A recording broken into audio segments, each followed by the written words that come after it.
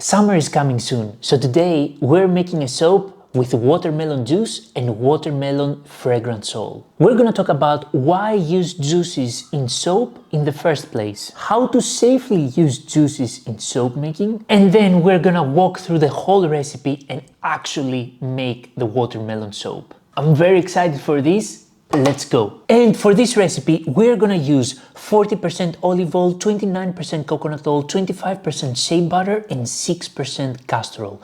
Why are we gonna use those oils? First of all, olive oil is high in oleic acid and a bit of linoleic acid. When oleic acid reacts with sodium hydroxide, it produces sodium oleate that is very conditioning and gentle for the skin.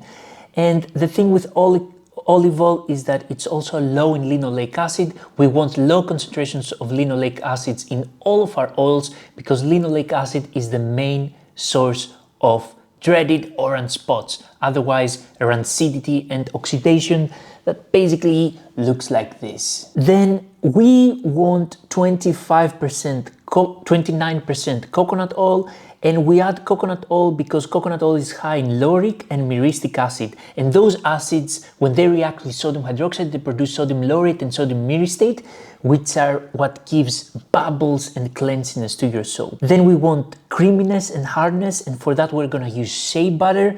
You could also use beef tallow if you want. So shea butter is high in stearic and palmitic acid, and when they react with sodium hydroxide, they produce substances that give creaminess and structure and hardness to your soap. And lastly, we want a substance that gives richness, and for that we need castor oil. Castor oil is high in ricinoleic acid, and ricinoleic acid, when it reacts with sodium hydroxide, it provides thickness and richness to your lather. We want a bit of castor oil because if you add a lot, your soap will feel slightly sticky. Good, let's go ahead and actually measure the recipe. We're gonna use sodium hydroxide as the type of lye because we're making solid soap. If we were to make liquid soap, we would use potassium hydroxide. Grams, we're gonna leave it at 1,000 grams. Lye concentration, we're gonna leave it at 35%, which is very typical. Superfat, 5%, that's also very normal. And fragrance, we're gonna leave it at 40 grams per kilo of oils. Then we're gonna go down here and basically find all the oils we just talked about and click the plus button. So we have shea butter, coconut oil, castor oil, and olive oil. And then I'm going to click view recipe summary and get all the details I need. So I need to add 139 grams of sodium hydroxide in 259 grams of water. So always add the lye in the water, never the other way around. Then we have to add 250 grams of shea butter, 290 grams of coconut oil, 60 grams of castor oil, and 400 grams of olive oil. Let's go ahead and actually make this recipe. And if you're new here, my name is Perry. I have a master's in biotechnology and a background in chemical engineering, and for the past 5 years I've been working in the biotech industry, focusing on skincare molecules, and I'm obsessed with understanding formulation and why things work the way they do. If you want a free soap making recipe PDF that contains a balanced soap recipe with coconut oil, shea butter, olive oil, and castor oil, and it also contains an essential oil blend that is long lasting, comment "I want this" and I will send to you as soon as I see your comment. First things first, when you are working with lye solution, always make sure you wear protective gear. Make sure you wear gloves, goggles, you are in a well ventilated area because lye solution can be very caustic and it can also get very hot.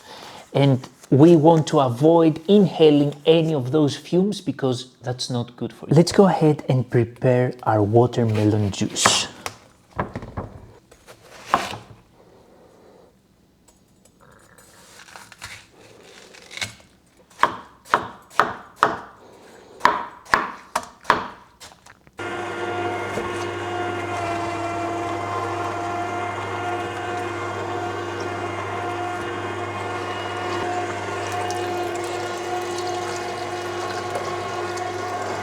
So why use watermelon juice or any other juice in the first place?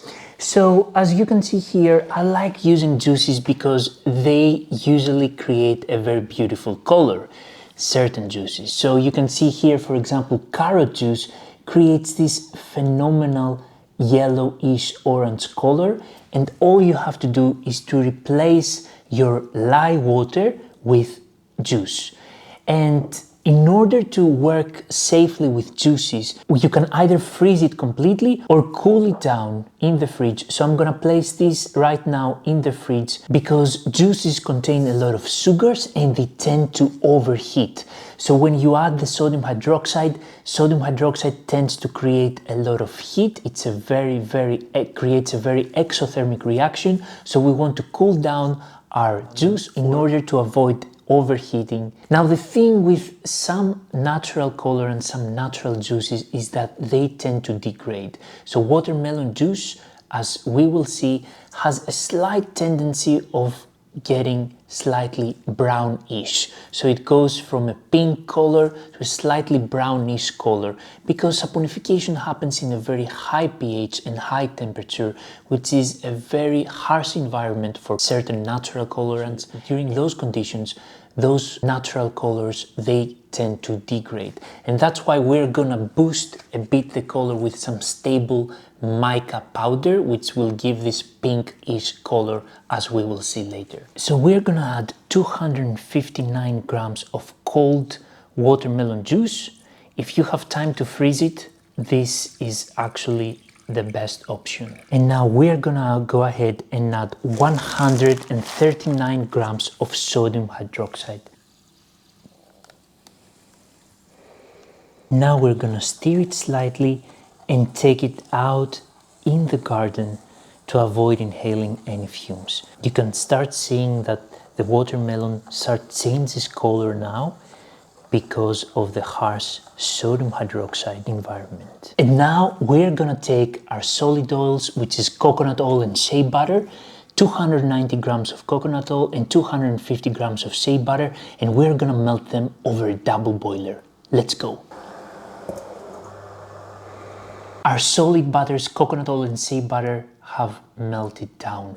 Let's go ahead now and add our liquid oils, which is olive oil and castor oil. We are adding 400 grams of olive oil and 60 grams of castor oil.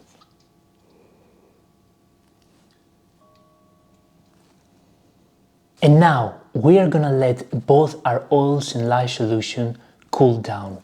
We want to mix them at low similar temperature. So we want to mix them at around 29 to 30 degrees Celsius because we know at this temperature we will have great control over our soap butter. When you're working with high temperatures and you're mixing your oils and lye solution at high temperatures, you risk of having the so-called trace acceleration because higher temperature leads to higher trace. When you have higher trace, your soap can solidify so fast that you don't have time to pour it into the mold. So we want to have good control, and for that we want to work at low similar temperatures. While we wait, we can dissolve our dyes and also measure our fragrance oil solution. So let's first start by measuring our fragrance oil blend.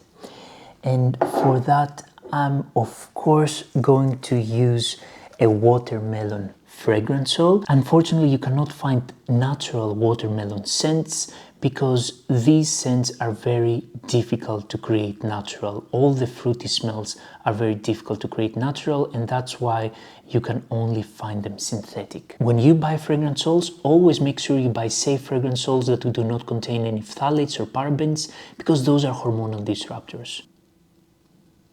So I'm adding 25 grams of watermelon fragrance, and then I'm adding 15 grams of patchouli essential oil, which will act as a base note and make it way more long lasting. Fragrance oils are already very long lasting, but I just like to combine natural essential oils with synthetic fragrance oils. In the meantime, we're gonna place a bit of distilled water in a beaker, just very little, and we're gonna dissolve our mica powders. So you want to first, when you work with micas, you want to first dissolve them in some water, otherwise they might create clumps. And for dissolving them, I like to use a small blender.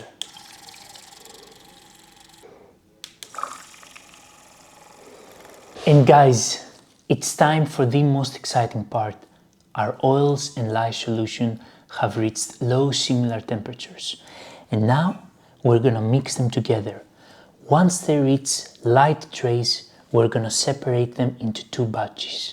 We're gonna add the colorants, add the fragrance oil blend, and then pour it into the mold. And we are ready to go. Let's first add our lye solution inside the oil solution. And I'm using a stick blender to avoid any turbulence. I'm basically pouring the lye solution on top of a stick blender to avoid any turbulence.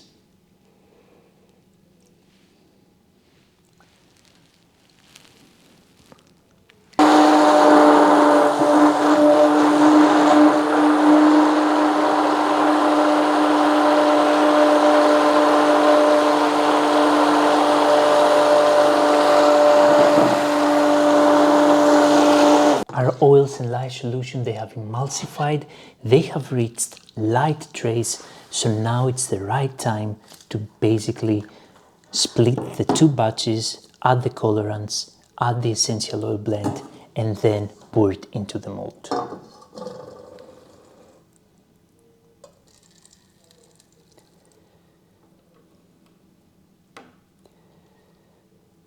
So first I'm gonna start with this one. And I'm also gonna add half of the fragrance oil blend here. Then I'm gonna go ahead and add the green mix here and also the rest of the fragrance oil here. And here we need to work fast because we want to avoid any trace acceleration.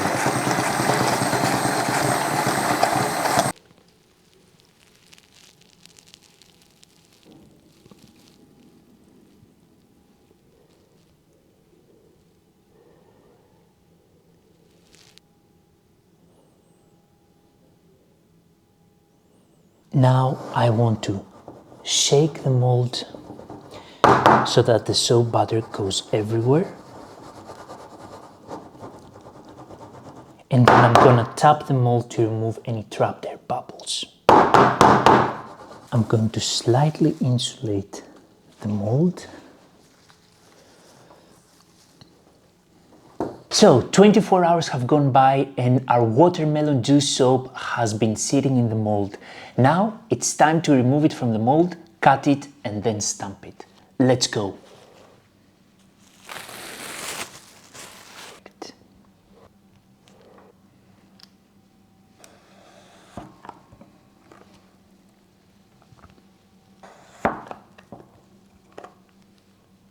Now I'm gonna use a plastic membrane to stamp the soap so that I avoid any oxidation from the metal stamp to the oils of my soap.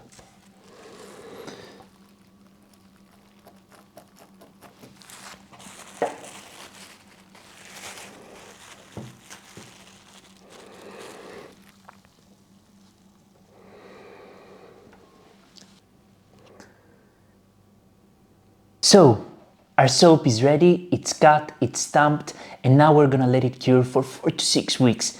It smells amazing. If you love the smell of watermelon, then this soap is definitely for you. If you want more soap making recipes like that, but also other types of recipes like shampoo, conditioner bars, hand creams, and so on, I have an ebook that contains all of it, and it also contains the method on how not to only copy recipes, but how to design your own recipes based on your own goals. Thank you so much for watching this video, and I'll see you guys next time.